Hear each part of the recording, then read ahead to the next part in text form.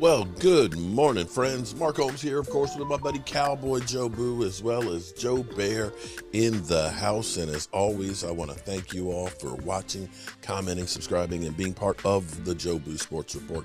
Without you guys, as well as you ladies, you know that this literally does not work. So let's get open for business here and let's wake up those football gods this morning. It is Sunday, another day. Another Sunday without football, but here's the cool thing. A Sunday without football brings us that Sunday closer to the NFL season kicking off. And if you look down here at the clock, we started it out. We started out this last week at 100. We saw it on a live stream. Click down below 100. And you look at that right now. We are 95 days, 10 hours, 51 minutes, and 50 seconds away from kickoff of the NFL season. It's incredible. And one of the things we've been doing here at the Joe Boo Sports Report to help fill in some of the time, I know we're not, Sunday football, but at least misery loves company. So we've been doing a Sunday afternoon, 5 o'clock Eastern live stream Zoom call. If you are a channel member, if you are one of those channel members, the link will be in the description and you can be part of the show and we can discuss everything that is the Dallas Cowboys. It started off as a vent session for most of us because we were looking at Catboy, Stephen Jones not spending any money, and we still have $22.5 million right now, and we still aren't spending money, and we have some places where we have some needs. And we'll see if the Dallas Cowboys do anything with that. So join us at 5 o'clock Eastern. What we are also doing for our buddy Stuart Morrison. Stuart Morrison, this time next week, hopefully we're crossing over into into Texas, because we are headed to Dallas. We are going down there to do some work on Stuart Morrison's house. He has cancer and is not doing well. And it's our way of giving back to one of our great fans, one of our great brothers out there. And let me give a shout out to Isaac Martinez, Eric Walls, and James Barber. All made more donations to the GoFundMe late last night, and we'll add you to the hopper. And what we're doing is every day we're doing a live stream and we are giving away a piece. Fantasy Hustler won yesterday, and we'll have another one today. I think we're going to be giving away Hail Mary. I think that's Hail. Is that Hail? No, Charles Haley. We gave away Charles Haley last night. We'll give away a Hail Mary one, Drew Pearson. So here we sit. And I'm sitting here looking at Mike McCarthy. People say, Dak Prescott's in the best shape of his life.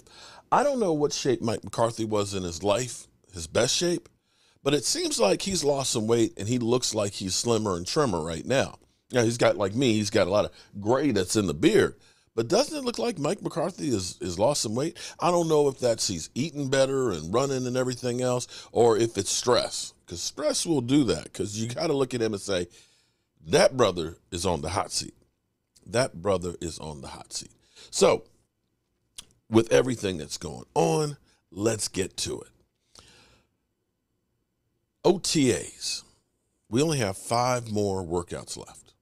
5 more, that's it, period, end of story. Next Thursday and Friday, June 9th and 10th, we leave on the Saturday, they'll be practicing. And then the following week, the 14th, the 15th, and the 16th, they will be having their mandatory mini camp. Now, they don't have to call it mandatory because they've had 100% participation. Everybody is there working out for the Dallas Cowboys. That's incredible. That's what you want to have. Okay, of course, everybody working out. And I can't wait to get to Dallas. We're going to do a tour of the Star on Friday before we come back home. And maybe, we'll see some of the players walk through or something. Maybe we get lucky. But some of the players that have been looking really good thus far, winners in OTAs, has to be Marquez Bell, for one. An undrafted rookie free agent safety who is looking like he's going to be a beast. And how crazy is it when we think about just a few years ago when we were so desperate for safeties We were talking about Earl Thomas. We were talking about, trading for Jamal Adams. We ended up getting guys like Clinton Ha Dix that now, when we looked at last year and said, Donovan Wilson, yeah, man, thank God we got Donovan Wilson. We got a great safety, that we don't even talk about him anymore. Malik Hooker's been looking good. Of course, J-Ron Curse has been looking good. But Marquez Bell, he's in like the number 2 spot right now. So shout out to him being that undrafted rookie free agent. And here's an interesting statistic for you. Do you realize that 1/3 of the NFL players that play in the NFL, that are on rosters, are undrafted rookie free agents? It's a lot higher than most people would actually believe. Do you also know there are more undrafted free agents that are in the Hall of Fame than number 1 picks? Another interesting statistic. Now, that's one of those cherry-picked kind of statistics, though. And I say that one because when you see that, you say, wow. See, we get a lot of deception sometimes where people will cherry-pick a number that's like, ooh, wow, you suck. But when we say number 1 pick, it's not first-round picks. That's the number 1 pick in the draft, the very first one. So you can go back and say, well, there's, say, 60 of those versus 1/3 of the NFL. So that's where statistics kind of wow you, and it's not really giving you the whole picture. But on the flip side, the fact that these undrafted free agents end up making it to the Hall of Fame goes to show you how many people didn't think they were anything. And when you look at the guy drafted number 1, that they think he is the best player in the draft, that they miss on it, goes to show you how much we don't know about football. But now, back to safety. We actually went from a weakness of safety, having Xavier Softwood lead blocking for running backs and looking completely lost, to now all of a sudden having Donovan Wilson now as a backup. That's insane where we are. So it's amazing how quickly things can turn around. And, as much as people will look around and say, oh, we've got to get this guy, we got to get that guy. Well, you could look at that and say that was 2 cheap free agent moves that Catboy made, Malik Hooker and J-Ron Curse, that are now starters. Maybe the Cowboys are doing better in free agency than we think. Didn't spend a whole bunch of money and took a weakness and turned it into one of the strengths of the defense. Both of those guys are looking really, really good. And to get Marquez Bell, who you could say, hey, he's coming along and eventually he may end up being a beast, is phenomenal. So we also know that Dak is looking good. Dak is best shape of his life, maybe like Mike McCarthy here, and hitting receivers left and right. And I think that is going to be a major, major improvement for this offense, having him being able to actually have an offseason. Because let's be honest here, we didn't have an offseason for Dak Prescott last year because of the injury. We didn't really have an offseason the year before because of COVID. So now let's see how we do with all this extra work and things. Now, this is an interesting thing. So much speculation.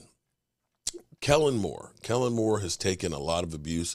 Kellen Moore was thought to be that, whiz kid that was going to be the next head coach hired. And, now it's kind of like, yeah, Kellen Moore.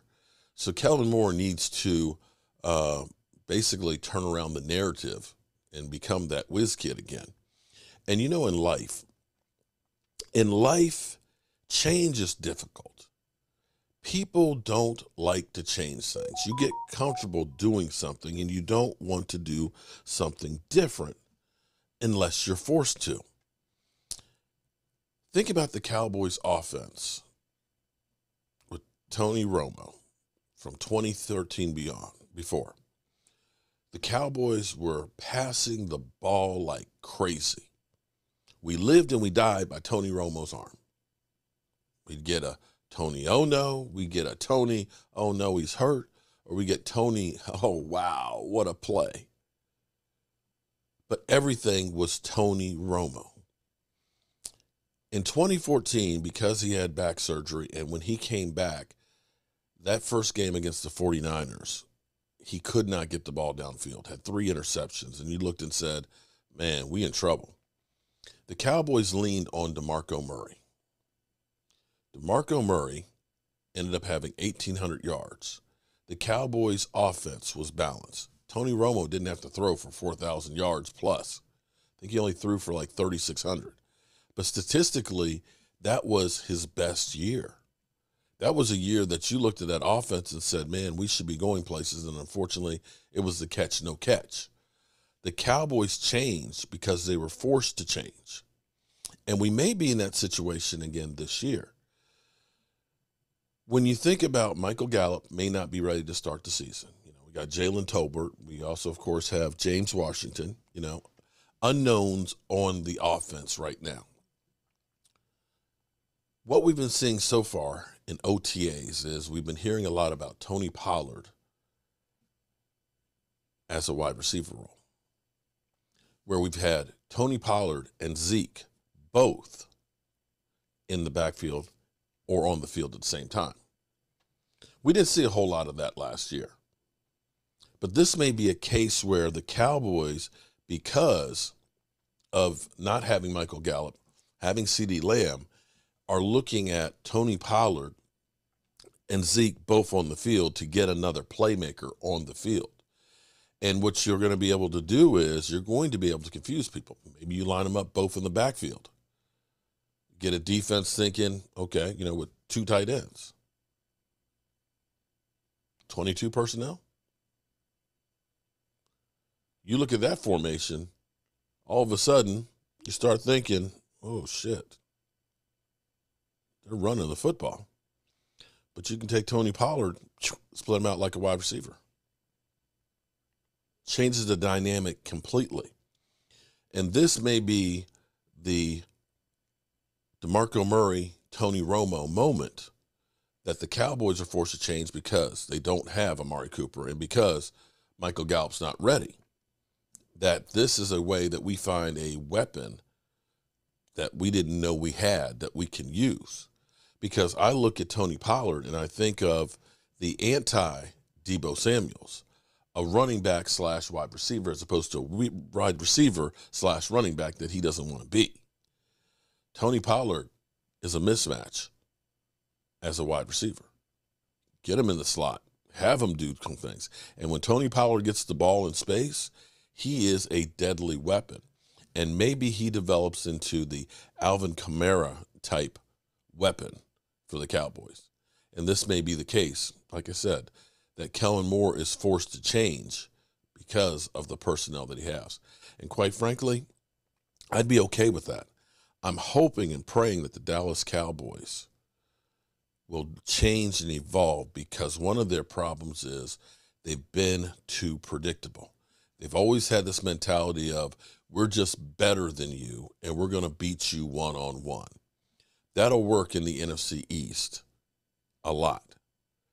But when you start getting to crunch time in the playoffs where everybody is good, you can't do that. It just does not work the same way. And we'll see what happens. So don't forget, today, 5 o'clock Eastern, we'll be live.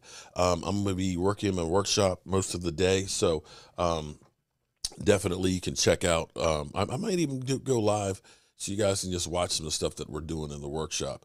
That might be interesting. Yeah, we'll do a live stream while we're working in the shop. You know, Santa and his elves. Ain't no elves, it's just me. But then you guys can actually see some of the stuff that we're actually making and things.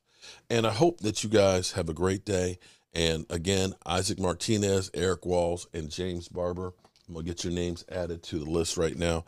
If you want to help support and be part of the drawings, again, if you do a super chat when we're live, or if you end up going to the GoFundMe that we have for Stewart and make a donation, it's very much appreciated, and you will be added to the list. And as always, you know how we roll. commenting, subscribing.